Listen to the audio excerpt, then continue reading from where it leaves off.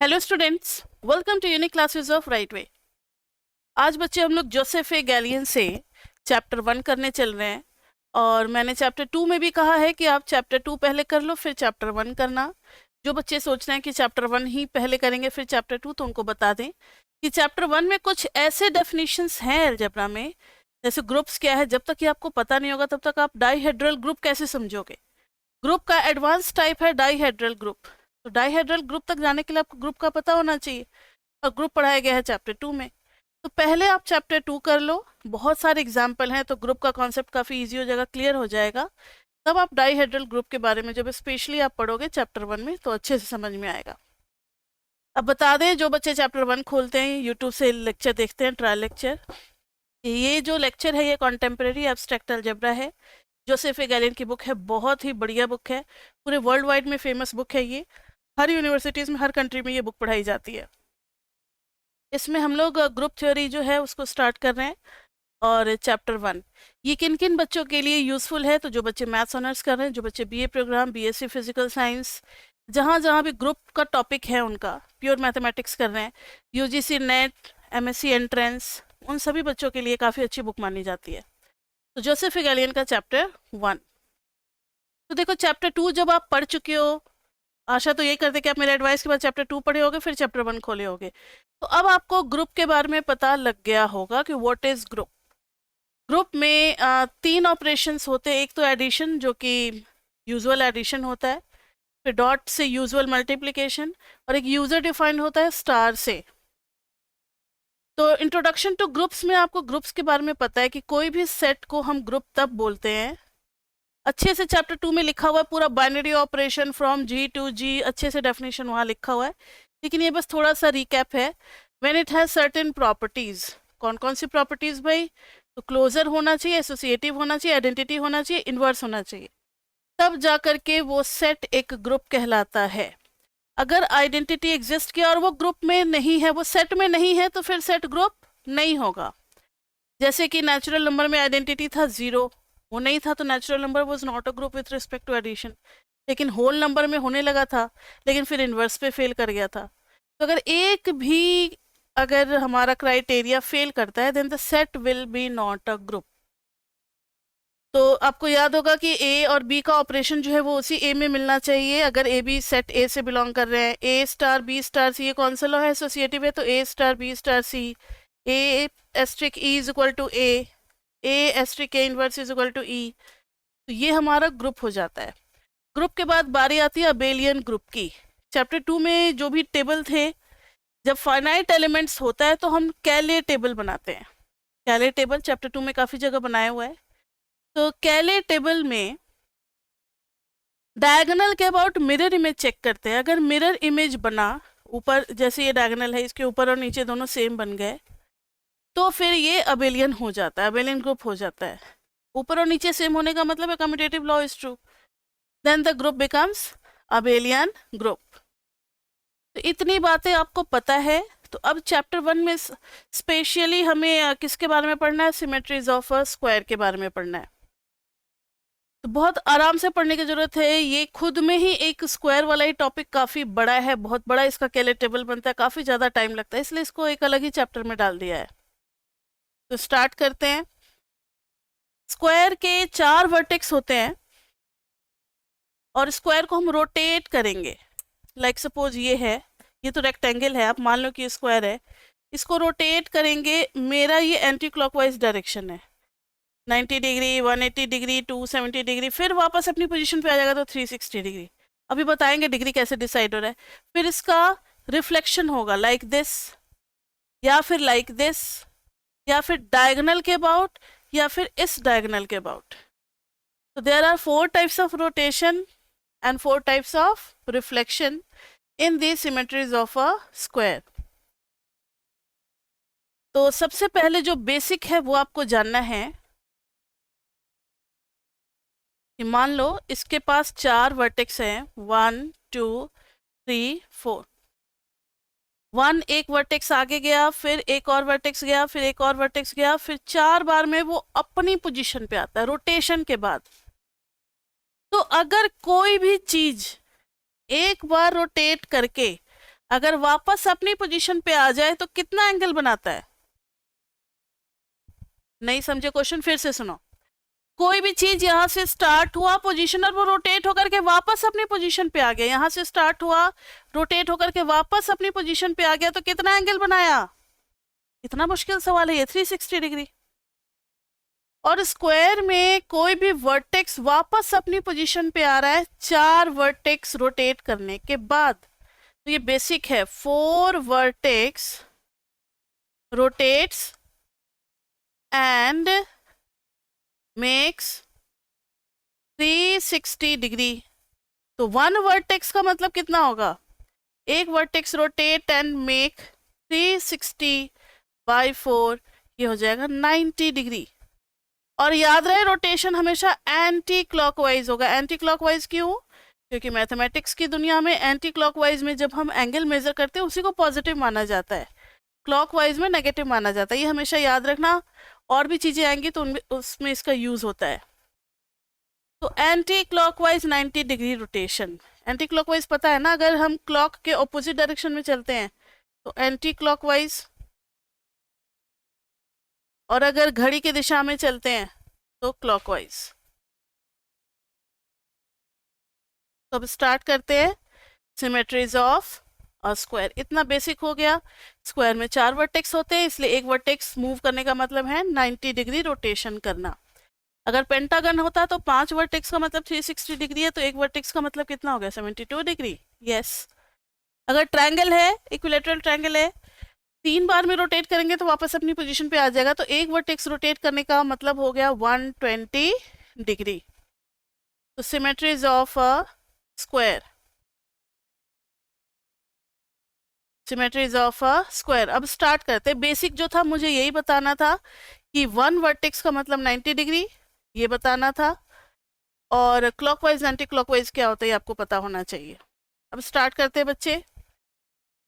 एक बात और कि अच्छा होगा कि आप मेरे साथ ही नोटबुक लेकर के बैठे और जो जो पढ़ा रहे हो उसको नोट करते चले जाए। इससे क्या होगा कि सारा काम एक साथ हो जाएगा, समझना भी हो जाएगा, नोट डाउन भी करना हो जाएगा।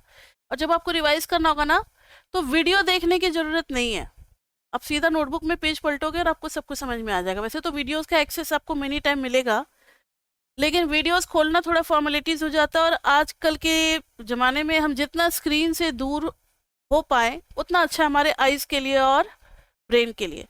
तो इतना डिपेंडेंट नहीं होना है स्क्रीन पे। तो अगर नोटबुक में आपने नोट कर लिया तो समझ में आ जाएगा, और कुछ अगर मिस हो रहा है, नहीं याद आ रहा है, तो फिर आप वीडियो खोलो और वीडियो को देखो, ठीक है। और कुछ बच्चे थोड़े से स्लो लर्नर होते हैं, वो कहेंगे नहीं मैम आपकी बातें समझते समझते ही टाइम निकल जाता है, नोट ही नहीं कर पाते। तो कोई बात नहीं, समझने से कॉम्प्रोमाइज़ नहीं करना है, फर्स्ट प्रायोरिटी समझने को देना है। नोट्स तो फिर बाद में आप वीडियो को पॉज कर करके अपना बना ही लोगे नोट्स, ठीक है। लेकिन अब रफ और फेयर इतना नहीं करना, इतना टाइम नहीं बचता है। मेन है कि आपको कॉन्सेप्ट मेनी टाइम पढ़ने का मौका मिल जाए, वो बढ़िया है। नोट्स वोट्स इतना सुंदर बनाने की जरूरत नहीं, अगर साथ साथ ही आप बना लेते हो तो बहुत बढ़िया। तो symmetries of a square start करें। अब हमारा मेन टॉपिक स्टार्ट होता है। ये देखो, ये स्क्वायर है, मैंने इस पोजीशन को 1 चुना है। आप जिसको 1 चुनोगे उसी को हमेशा 1 मानना है आपको, सारे रोटेशन और सारे रिफ्लेक्शन में, अदरवाइज थोड़ा कंफ्यूजन हो जाएगा। तो यहाँ पर जो है रोटेशन के लिए बच्चे हम लोग आर लेटर यूज करेंगे, कैपिटल का, और आर 90 डिग्री। मतलब एक वर्टेक्स अगर हम एंटी क्लॉकवाइज में मूव करते हैं तो ये हो जाएगा 90 डिग्री का रोटेशन। 1 वर्टेक्स, सारे वर्टेक्स 1 वर्टेक्स शिफ्ट कर जाएंगे। 1 अगले वर्टेक्स पे चला गया, 2 अगले पे, ये 3, ये 4। तो लेफ्ट यहां से यहां वाला जो ट्रांजिशन है ये कहलाएगा rotation of a square by 90 degree anti clockwise. अब अगर 2 वर्टेक्स मूव करते हैं, 1 2 3 4, एक वर्टेक्स का मतलब आर 90 डिग्री था, तो 2 वर्टेक्स का मतलब कितना हो गया? R 180 degree. तो 2 वर्टेक्स आगे जाएंगे तो ये हो जाएगा 1 2 3 एंड 4। समझ में आ रहा है? बहुत बढ़िया। अगर 3 वर्टेक्स आगे जाएंगे 1 2 3 4, 2 वर्टेक्स का नहीं आया समझ में? देखो तो जरा, 1 यहाँ चला गया, 2 भी 2 वर्टेक्स आगे चला जाएगा, 4 भी 2 वर्टेक्स आगे चला जाएगा, और 3 भी 2 वर्टेक्स आगे चला जाएगा। हो नहीं गया? तीसरा रोटेशन कौन सा होगा? R270। आप डिग्री लगाओ या ना लगाओ, अंडरस्टूड है कि वो डिग्री की ही बात हो रही है, बुक में भी डिग्री नहीं लगाया है, आपकी मर्जी, आप लगाना चाहो या छोड़ दो। यहाँ देखो, अब 1 3 प्लेस आगे जाएगा, 1 यहाँ था, 1 2 3 चला गया 1 यहाँ, 2 भी आगे। एक चीज है, एक ही वर्टेक्स निकालना है, उसके वैसे तो एंटी क्लॉकवाइज में सब पीछे पीछे हैं ही, ठीक है। तो 2 जो यहाँ था, ये 1 2 3 2, अब इसके बाद से 3 और इसके बाद से 4, साइक्लिक ऑर्डर में चला जाएगा। इसके बाद से है 4 वर्टेक्स मूव करना, 1 2 3 4, 4 वर्टेक्स मूव करने का मतलब है R360 डिग्री, लेकिन बुक में 360 डिग्री ना दे करके उसको R0 शो किया है, क्योंकि 1 4 प्लेस बाद अपनी जगह पे घूम करके आएगा, 1 2 3 4, फिर 1 आएगा, तो ऐसा लगेगा कि सब अपनी अपनी जगह पे है, कोई अपनी जगह से नहीं हिला है, तो ऐसा भी लग सकता है कि रोटेशन हुआ ही नहीं है। ध्यान से सुनो मेरी बात, 360 डिग्री का रोटेशन ऐसा फील हो सकता है कि रोटेशन ही नहीं हुआ है, इसलिए हम R0 लिखे या R360 लिखे, बात बराबर है। अब इसमें आ जाएगा 1 2 3 4, तो ये चारों रोटेशन हो गए। कैसे पहचाना? रोटेशन के लिए कैपिटल R यूज करें, और कितने एंगल से हो रहा है ये एंगल भी मेंशन कर रहे हैं। 4 ही पॉसिबल है, 4 ही रोटेशन लिख दिया, ठीक है।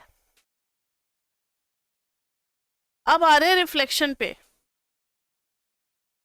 1 2 3 4, ध्यान दो, ये है ये मिरर है, इसके बाद रिफ्लेक्शन होना है, इसके बाद रिफ्लेक्शन होगा तो 2 3 की जगह पे और 3 2 की जगह पे, 1 4 की जगह पे और 4 1 की जगह पे, ये हो जाएगा हमारा हॉरिजॉन्टल H।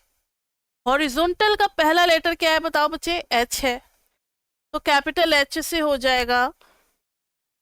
और मैंने क्या कहा था, 1 और 4 एक्सचेंज करेंगे, तो 4 यहाँ, 1 यहाँ, 2 यहाँ, 3 यहाँ, हो गया हॉरिजॉन्टल। अब हम लोग करेंगे वर्टिकल, 1 2 3 4, वर्टिकल का मतलब है ये हो गया मिरर, तो 1 और 2 एक्सचेंज करेंगे, 3 और 4 अपने प्लेस एक्सचेंज करेंगे, मतलब फ्लिप हो जा रहा है ऐसे, पहले ऐसे था अब ऐसे हो जा रहा है, तो ये हो जाएगा 2 इधर, 1 इधर, 3 इधर, 4 इधर, हॉरिजॉन्टल हो गया, वर्टिकल हो गया। अब एक डी का देख रहे हैं, डायगोनल, 1 2 3 4, इसको ले लो डी, ये है डी। डी में देखो, जो अपनी प्लेस पे है 2, मिरर पे ही है, इनका तो प्लेस चेंज होगा ही नहीं। किसका प्लेस चेंज होगा? 1 और 3 का होगा, 1 और 3 का होगा आपस में प्लेस एक्सचेंज। 2 और 4 मिरर पे है, उसका प्लेस चेंज नहीं होगा, तो 2 और 4 अपनी जगह पे, 3 यहाँ आ गया और 1 यहाँ आ गया। एक और डायगोनल होता है बच्चे, उसके बाद भी रिफ्लेक्शन हो सकता है, ये वाला डायगोनल, जिसको कि डी डैश हम लोग जानते हैं, 1 2 3 4।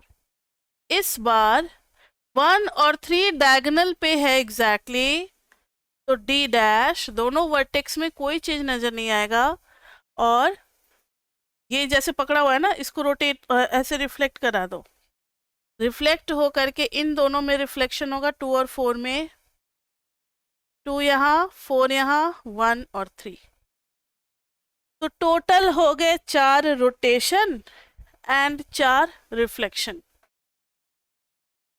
इनको अगर एक सेट में बंद कर दिया जाए तो वो हो जाता है डाईहेड्रल सेट, वो हो जाता है डाईहेड्रल सेट। तो डाईहेड्रल ग्रुप जो प्रूव करना है ना, उसमें T4 में ध्यान से देखो,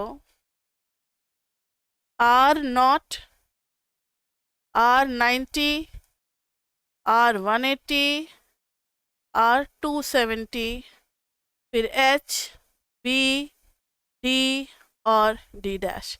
ये टोटल 8 एलिमेंट्स हैं।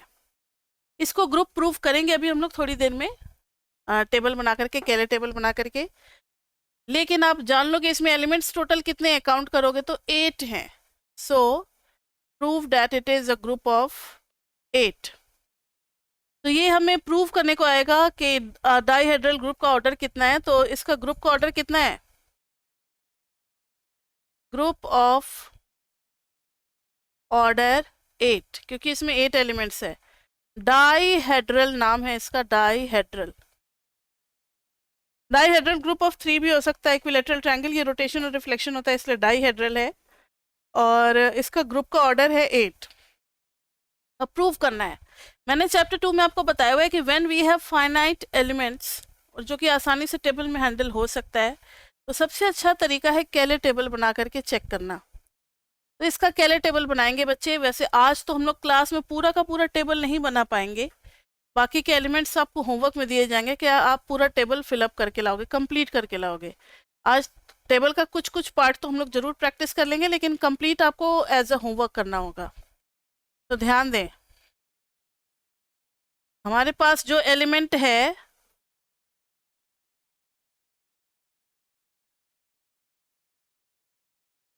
वो है फंक्शन कॉम्पोजिशन लाइक मल्टीप्लीकेशन।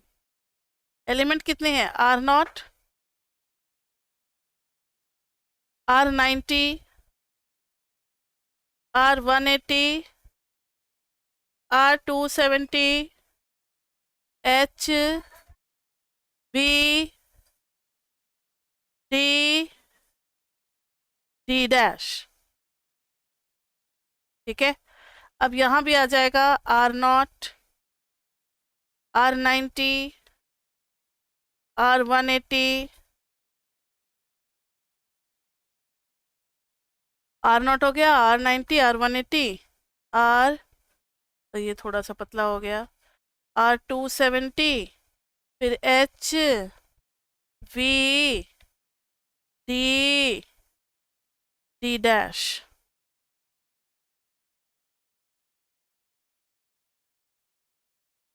ये आ गया, तो लिख दे R0, R90, R180, R270, H, V, D, D dash. इधर हो जाएगा R0, R90, R180, R270, H, V, D and D dash. अब देखो कि हर टेबल केले टेबल बना रहे हैं, और इसमें हर एलिमेंट को कैसे फिलअप करना है। R90 का तो देख लो किसी एक के साथ, किसके साथ देखोगे? R90 का मतलब है नो चेंज। तो अगर इस पे लगा रहे हो हॉरिजॉन्टल पे, तो हॉरिजॉन्टल का ही इफेक्ट आएगा ना बस। R90 का मतलब है नो चेंज, अगर वो हॉरिजॉन्टल पे लगा दे तो हॉरिजॉन्टल आएगा, V पे लगाएंगे तो V आएगा, D पे लगाएंगे तो D आएगा, D डैश पे D डैश आएगा। R270, R180, R90, R0, यहाँ पे आ जाएगा R90, R180, तो यहाँ पर R270 का 270 दिखेगा, H का H दिखेगा, V का V दिखेगा, D का D दिखेगा, D डैश का D डैश दिखेगा। अब रही बात इस बॉक्स की, इस बॉक्स में क्या चाहिए? R90 ओवर R90 करके देखते हैं। अच्छा, अभी हम लोग कर रहे हैं किसके लिए? R90 over R90। तो ध्यान से देखो, 1 2 3 4, इस पे लगाएंगे R90 तो एक एक वर्टेक्स सब आगे मतलब स्लाइड कर जाएगा, 1 2 3, और ये हो जाएगा 4। फिर R90 लगाएंगे तो एक एक वर्टेक्स और आगे मूव करेगा, 1 यहाँ था तो अब आगे चला जाएगा, 1 2 3 4। तो अब इनिशियल और फाइनल में कंपेयर करो और देखो जरा कि क्या हो रहा है। 1 यहाँ था, 1 यहाँ चला गया, 2 वर्टेक्स आगे गया है, 2 यहाँ था, 2 यहाँ चला गया, 2 वर्टेक्स आगे, ये भी 2 वर्टेक्स आगे, ये भी 2 वर्टेक्स आगे। 2 वर्टेक्स आगे जाने का मतलब है आर 180 डिग्री। आप जब दो चार और ऐसे एग्जाम्पल करोगे ना रोटेशन वाले, तो आपको क्लियर हो जाएगा कि रोटेशन में एक बार 90 डिग्री पे एक और 90 डिग्री, यानी मिलाकर के 180 डिग्री का रोटेशन हो रहा है। तो रोटेशन में जो भी एंगल होता है ना, वो सारे ऐड हो जाते हैं। यानी इस वाले बॉक्स के लिए हम लोग लिखेंगे आर 180। अब नेक्स्ट में देखना 180 पे 90 तो आर 270, फिर 270 पे 90 तो आर नॉट हो जाएगा। आर 360 मतलब आर नॉट ही होता है। रोटेशन ओवर रोटेशन तो इजी हो गया, आप सीधा सम कर देना एंगल का। 180 over 90 R 270, R 180 R 180 R naught, R 270 और 180 तो एक 90 ले लेगा, 360 बन जाएगा, फिर 90 का इफेक्ट आएगा। 360 का मतलब नो रोटेशन, फिर एक जितना बचा उतना रोटेशन होगा। 90 पे 270, 90 पे 270 यानी आर नॉट, 180 पे 270 यानी 90 तो चला गया, बच गया कितना, नहीं 180 पे 180 चला जाएगा, बच जाएगा 90। थोड़ा आप लोग भी ध्यान दिया करो। यहाँ देखो 270 पे 270 करेंगे तो 270 90 लेकर के तो आर नॉट बन जाएगा और बचेगा 180। ये तो लिख लिया बच्चे, ये तो इजी था। अब बाकी का टेबल फिलअप करने में टाइम लगेगा, तो 4 एग्जाम्पल कर लेते हैं। जैसे कोई कोई बॉक्स चूज कर लो ना, आर 180 ओवर डी, ये हो गया डी ओवर आर 180। इससे ये भी पता लग जाएगा कि अबेलियन है या नहीं, इसलिए दोनों एग्जाम्पल ले लिया मैंने। और ले लो वी ओवर डी डैश, फिर डी डैश ओवर वी और डी डैश, ठीक है, वी वी, ये सब तो इजी है, डी डी एच एच। जितना बॉक्स मैंने अभी हाईलाइट किया येलो कलर से, उन सब का निकालते हैं। अभी पहले बॉक्स पे चलते हैं, इस वाले पे ध्यान से देखो। अभी इस वाले पे जिसको अभी कर रहे हैं, इसको करने जा रहे हैं सॉल्व, तो ये हो जाएगा आर 180 ओवर डी।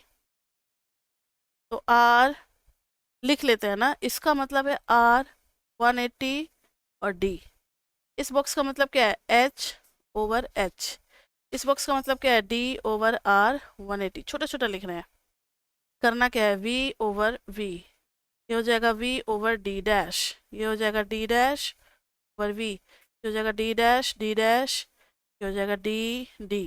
ठीक है, तो पहला करते हैं R 180 into D, R 180 into D. तो पहले बच्चे डी लगेगा, 1 2 3 4। इस पर जब डी लगाएंगे तो डी में तो ये आ जाता है, तो 2 और 4 में कोई चेंज नहीं आएगा, 1 और 3 बदल जाएंगे, बदल गया। अब इस पे लगाएंगे आर 180, आर 180 मतलब सब दो दो पोजीशन आगे चला जाएगा। ध्यान से 1 जो है वो यहाँ चलाएगा 1, 2 जो है वो यहाँ चलाएगा 2, 3 जो है वो यहाँ चला जाएगा 3, और 4 जो है वो यहाँ चलाएगा तो 4। ठीक है, तो ये क्या देखने से लग रहा है, अगर आप इसको और इसको कंपेयर करो, इनिशियल और फाइनल को, तो 1 अपनी जगह है, ध्यान से देखो, 1 अपनी जगह और 3 अपनी जगह, दिख रहा है, बदला है तो 2 और 4 ने, यानी ये हो गया डी डैश।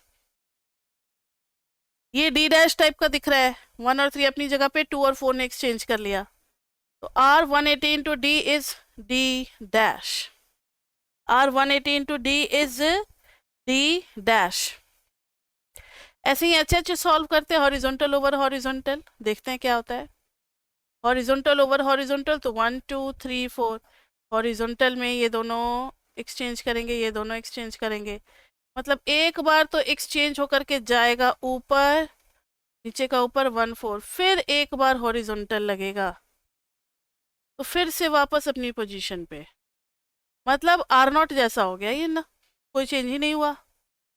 एच एच का मतलब आर नॉट हो गया, मतलब एक बार रिफ्लेक्शन किया, वापस एंटी रिफ्लेक्शन किया, अपनी पोजीशन पे आ गया। वैसे ही वी वी भी आर नॉट हो जाएगा, डी डी भी आर नॉट हो जाएगा, डी डैश भी आर नॉट हो जाएगा। मतलब रिफ्लेक्शन में तो सारे सेम, पर अगर सेम लगाते हो तो आर नॉट ही देगा। मतलब एक बार ऊपर गए, फिर एक बार नीचे आ गए, तो वापस अपनी पोजीशन पे आ गए। अब ये है D R 180, D over R 180। तो पहले 180 लगाएंगे, 1 2 3 4। 180 का मतलब है बच्चे दो दो वर्टेक्स आगे चले जाना, 1 2 3 4। फिर उस पर लगाएंगे डी, तो 2 और 4 अपनी जगह पे रहेगा, 1 और 3 एक्सचेंज कर लेंगे। अब फर्स्ट और लास्ट को कंपेयर करो, देखो तो जरा, 1 अपनी जगह पे, ओ माय गॉड ये पेपर के साथ क्या हो गया था, चौर हो गया है। 1 अपनी जगह पे, 3 अपनी जगह पे। ऐसा लग रहा है कि ये दोनों फिक्स हो गए, और रोटेशन इन दोनों में हो रहा है, रोटेशन इन दोनों में, यानी कि ये हो गया डी डैश। 1 और 3 अपनी जगह पे, तो डी आर 180 हो गया डी डैश। ठीक है, अब ये दोनों बचते हैं v इंटू डी डैश, ये वाला, और ये है d डैश इंटू वी। तो v इंटू डी डैश करेंगे, तो d डैश करेंगे तो 1 2 3 4 d डैश, तो 2 4 3 1। फिर v करेंगे, इधर आ जाएगा 3, इधर आ जाएगा 2 4 और 1। अब जरा इसको और इसको कंपेयर करो, तो देखना 1 एक प्लेस आगे चला गया है, 2 भी एक प्लेस आगे चला गया, 3 भी एक प्लेस, 4 भी, यानी ये R90 जैसा दिख रहा है। तो v ओवर डी डैश में हम लोग डाल देंगे R90, फिर d डैश ओवर v में करेंगे तो d डैश ओवर v।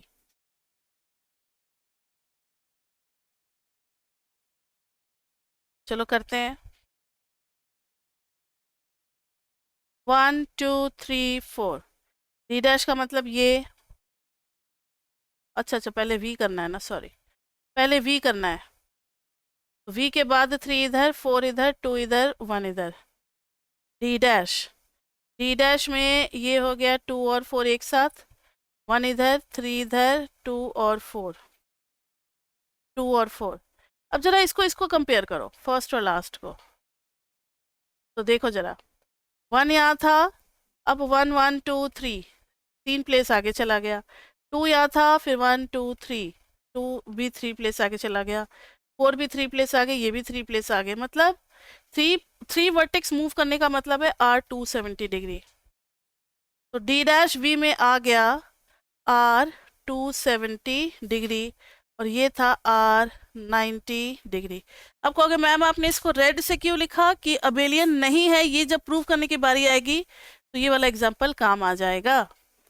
अब ऐसे ही आपको बाकी के टेबल जो है ना वो फिलअप करने हैं, अभी तो आप बुक में भी देख सकते हो, बुक में भी देख सकते हो, और अब आपको आ गया है ऑपरेशन ओवर ऑपरेशन लगाना, तो टेबल आप खुद भी घर पे करके फिलअप कर सकते हो। अभी हम लोग बुक में से देख के कर देते हैं, क्योंकि कुछ ज़रूरत पड़ेगा ग्रुप प्रूव करने के लिए। इसमें आ गया डी डैश बी एच, इधर आ गया R90 तो हो चुका है, B H D dash D, D dash D H B, फिर है एच तो है ही, D dash V D R0 R180 R270 R90, इधर आ जाएगा वी के नीचे D H D dash R180 R0, फिर R90 R270, D H D dash R180 R0 R90 R270। एक मिनट रुक जाओ, डी के नीचे करना है ना, डी के नीचे, तो D H D dash V आएगा,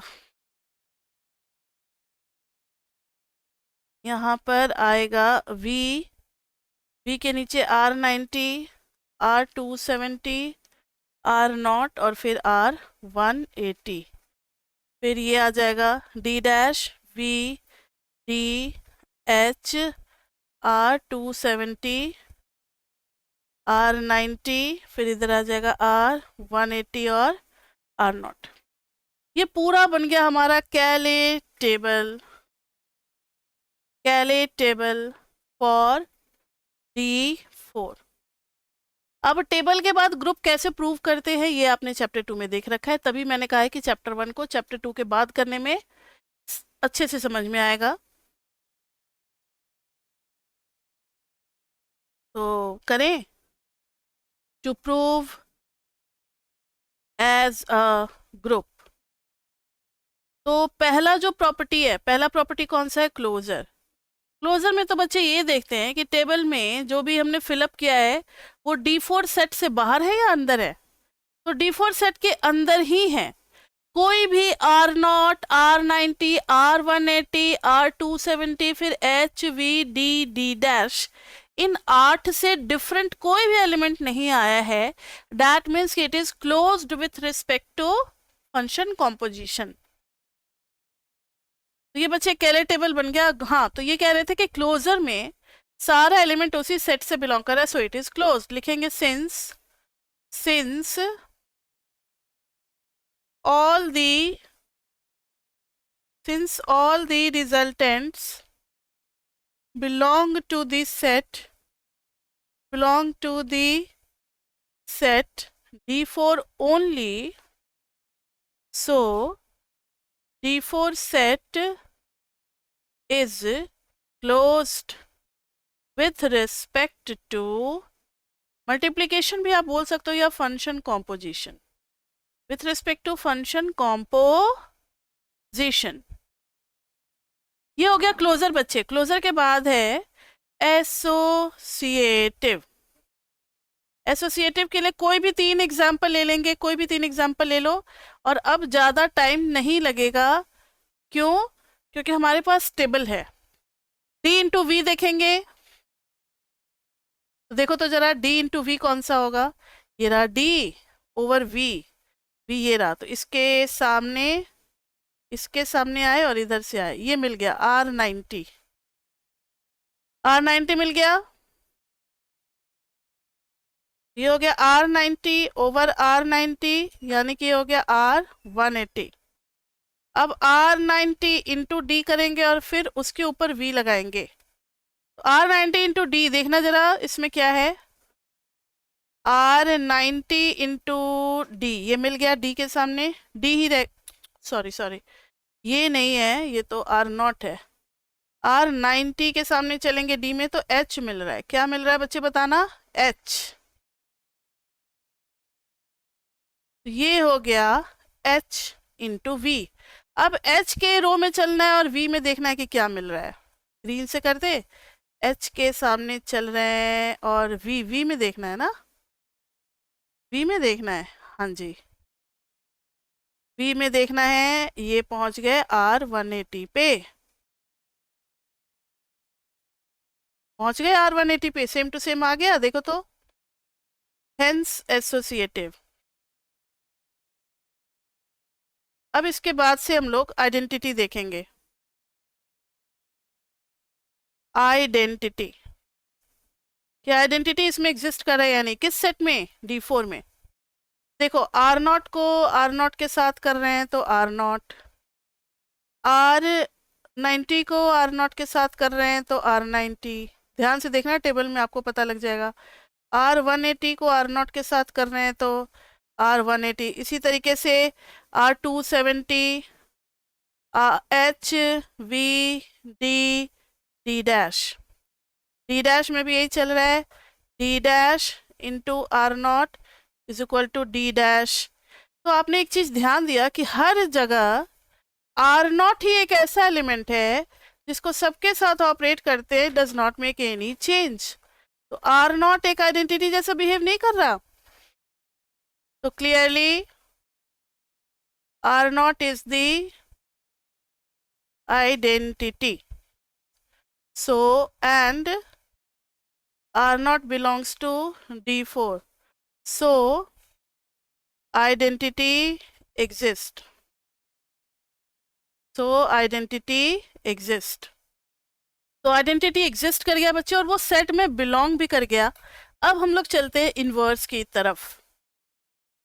इनवर्स के लिए क्या डेफिनेशन होता है कि किसी भी एलिमेंट में अगर हमने इनवर्स को ऑपरेट किया तो आइडेंटिटी आ जाना चाहिए।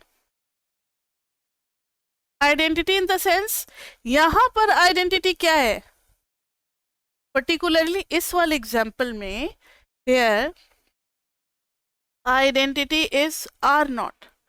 तो हमें इस बात पे फोकस करना है कि कब कब आर नॉट रिजल्टेंट के तौर पे मिल रहा है। देखना जरा कब कब आर नॉट मिल रहा है। रेड पेन से हम सर्कल कर रहे हैं तो पहचानने में आसानी होगी। थोड़ा सा मुझे इस टेबल को साफ सुथरा करने दो, बहुत ज़्यादा कलरफुल हो गया तो पता ही नहीं चल रहा है कुछ भी। और इसको भी थोड़ा सा इरेज करने दो, कलर को हटाने दो।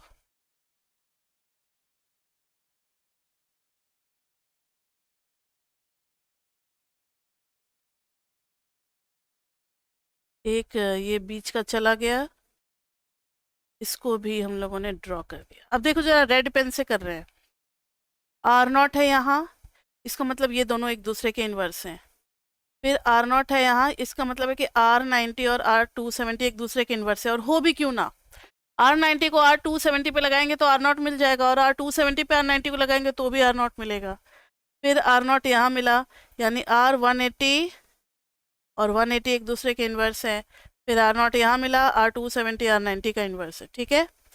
उसके बाद से नेक्स्ट रो में ये आर नॉट मिला, यानी कि H और H एक दूसरे के इन्वर्स है। फिर आर नॉट यहाँ मिला, इसका मतलब V का इन्वर्स है।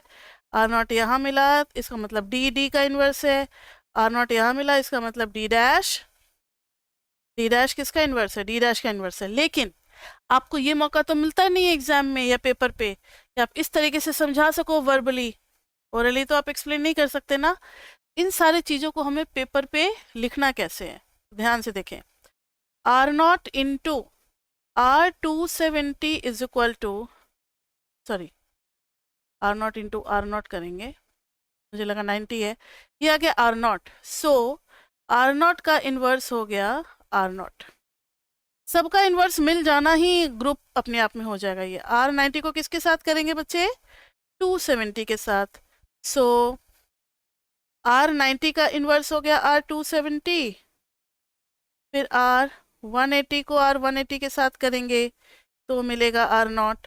सो R180 का इन्वर्स हो गया R180, एंड साथ ही साथ इधर R270 का इन्वर्स हो गया R90, ठीक है।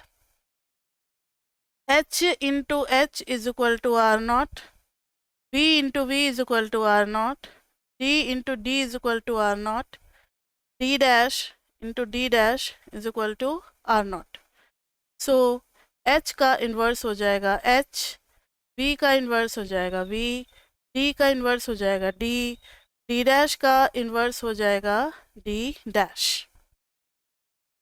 So inverse of each and every element, so inverse of each and every element lies in the set itself, lies in the set itself. So the set, कौन सा set, D4, D4 is a group, D4 is a group, ठीक है। तो ये D4 group तो हो गया। अब हमें जज करना है बच्चे कि ये अबेलियन है या नहीं, अबेलियन है या नहीं। अबेलियन के लिए देखो मैंने आपको बताया था कि आपको क्या कर देना है, डायगोनल के अबाउट चेक करना है मिरर इमेज। देखो डायगोनल, डायगोनल, ये जो जितने भी ग्रीन से है ना, ये सब डायगोनल में आ रहे हैं। अब इसके डायगोनल के दोनों साइड को कंपेयर करना है कि मिरर इमेज जैसा है या नहीं। मिरर इमेज बोले तो इसका क्या मतलब हुआ, देखो R180 बिल्कुल सही है, R270 R90 नहीं आ रहा, देख रहे हो। जिसको हमने स्टार्टिंग में रेड से लिखा था कि अब एलियन जब प्रूव करने की बारी आएगी तो ये एग्जाम्पल काउंटर एग्जाम्पल हो जाएगा। तो देखो जरा D डैश किस पे लगा रहे हैं, V पे। एक ही एग्जाम्पल काफ़ी है गलत साबित करने के लिए, रिजेक्ट तो हो ही जाएगा ना अब एलियन प्रॉपर्टी।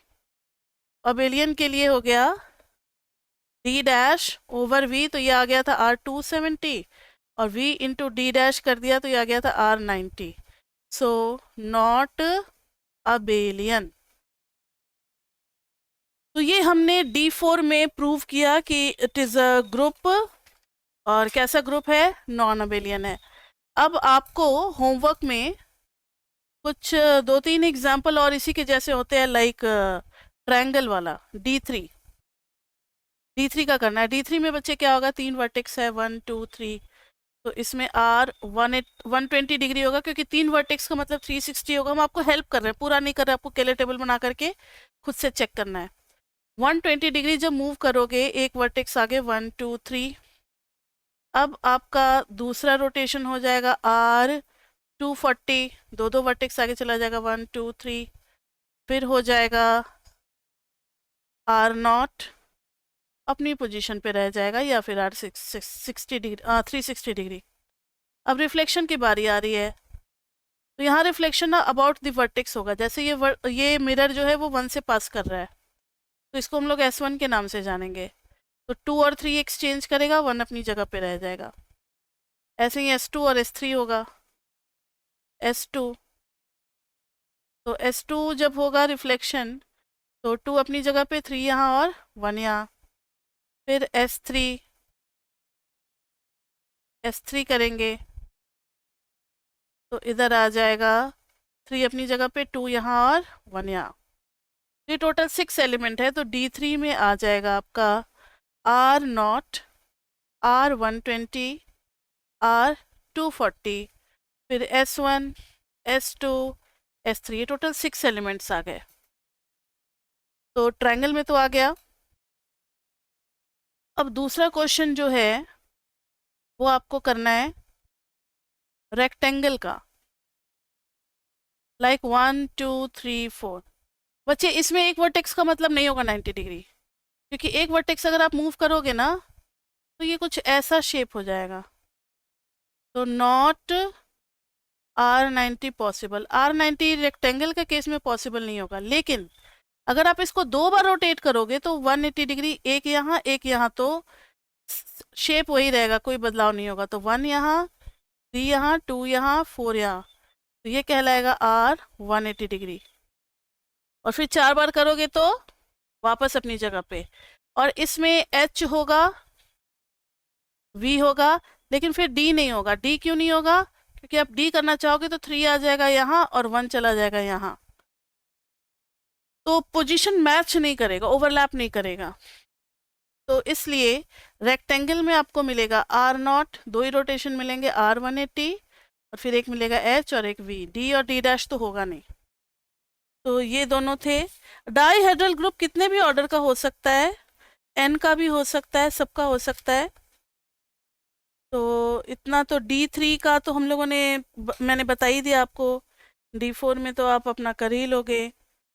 और फर्स्ट चैप्टर में इतना ही कॉन्सेप्ट में पढ़ाया जाता है, इससे ज़्यादा है नहीं। फर्स्ट चैप्टर इतना ही था कि आपको डाईहेड्रल और सिमेट्रीज ऑफ अ ग्रुप जो है उसका आइडिया हो जाए। अब इस डाईहेड्रल ग्रुप का जो हमने D4 पढ़ा है, इसका यूज़ कहाँ कहाँ नहीं होगा, चैप्टर 5 में होगा, 6 7 8 9 सारे चैप्टर्स में यूज़ होता चलेगा, कहीं भी ये लोग यूज़ कर देंगे। तो इसलिए आपको ये टॉपिक को अच्छे से क्लियर कर लेना है। भले ही एग्ज़ाम में नहीं आएगा, काफ़ी बड़ा है, टेबल बनाने को नहीं आएगा, लेकिन क्लियर होना चाहिए टॉपिक। तो ये था बच्चे आपका चैप्टर 1। चैप्टर 2 के बाद ही आपको चैप्टर 1 पढ़ना है। फिर नेक्स्ट क्लास में हम लोग मिलते हैं नए टॉपिक के साथ। अगर आपको फुल कोर्स चाहिए तो नीचे डिस्क्रिप्शन में आपको फ़ोन नंबर मिल रहा होगा, आप उस पर मैसेज करके अपना जो भी इंक्वायरी है वो कर सकते हो, या फीडबैक भी दे सकते हो। तो अभी तक के लिए इतना ही, फिर मिलते हैं हम लोग नेक्स्ट क्लास में। Till then, bye bye, bye bye.